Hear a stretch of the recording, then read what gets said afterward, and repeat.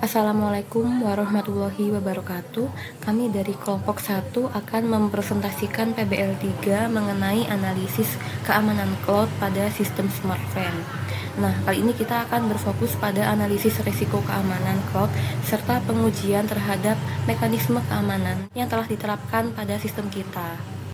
Sebelumnya, saya Ratu Nabila dengan NIM akhiran 070 akan menjelaskan mengenai arsitektur cloud.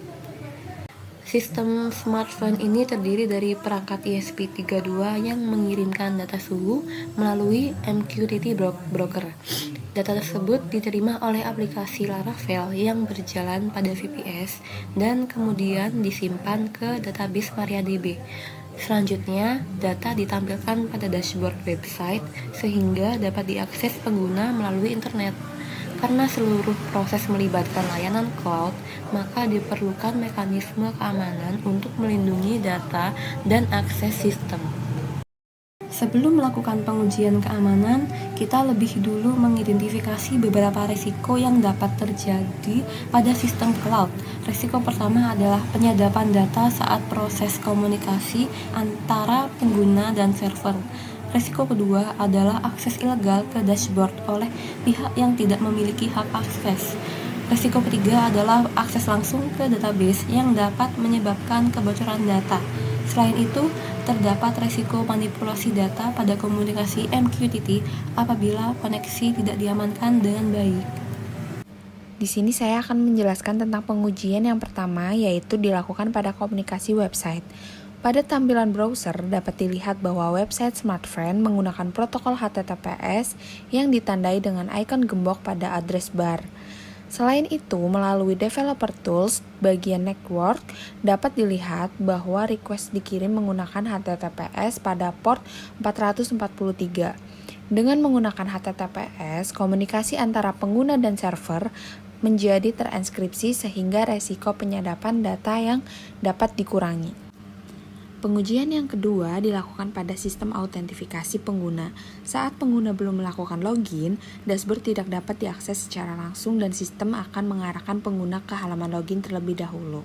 Setelah memasukkan username dan password yang valid, pengguna baru bisa mengakses dashboard. Mekanisme ini membantu membatasi akses sehingga hanya pengguna yang terdaftar yang dapat menggunakan sistem tersebut.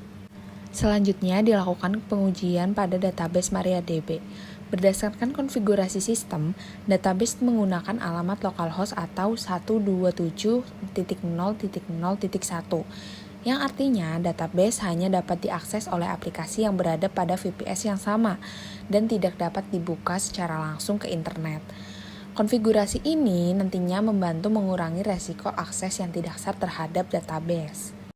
Selanjutnya, untuk komunikasi secara real-time antara ESP32 dan dashboard digunakan protokol MQTT melalui broker HiveMQ. Pada implementasi ini digunakan WebSocket Secure atau WSS.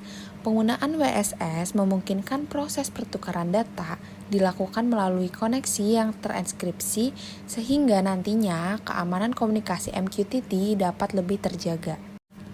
Nah, apabila kita lihat dari sisi pengembangan sistem, smartphone sendiri menggunakan GitHub sebagai version control system. Melalui GitHub, nantinya seluruh perubahan source code akan dicatat dalam bentuk commit, sehingga riwayat pengembangan dapat dilacak dengan baik. Penggunaan version control membantu menjaga integritas source code dan mempermudah proses pemeliharaan sistem. Baik, saya Safira Anisaiko dengan akhiran NIM 060 akan menjelaskan mengenai hasil pengujian. Berdasarkan pengujian yang telah kita lakukan, seluruh mekanisme keamanan yang diterapkan pada sistem smartphone ini berjalan dengan baik.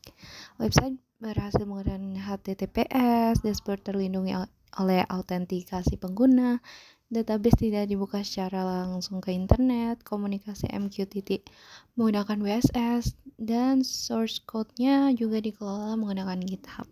Berikutnya untuk kesimpulan, berdasarkan hasil analisis dan pengujian yang telah kita lakukan, sistem smartphone ini telah menerapkan beberapa mekanisme keamanan cloud yang meliputi HTTPS, autentikasi pengguna, pembatasan akses database menggunakan localhost, kemudian komunikasi MQTT menggunakan WSS, dan pengelolaan source code menggunakan GitHub. Dengan penerapan mekanisme tersebut, risiko penyadapan data, akses ilegal, serta kebocoran data dapat diminimalkan sehingga sistem kami dapat berjalan lebih aman. Jadi sekian presentasi dari kelompok kami. Terima kasih atas perhatiannya. Wassalamualaikum warahmatullahi wabarakatuh.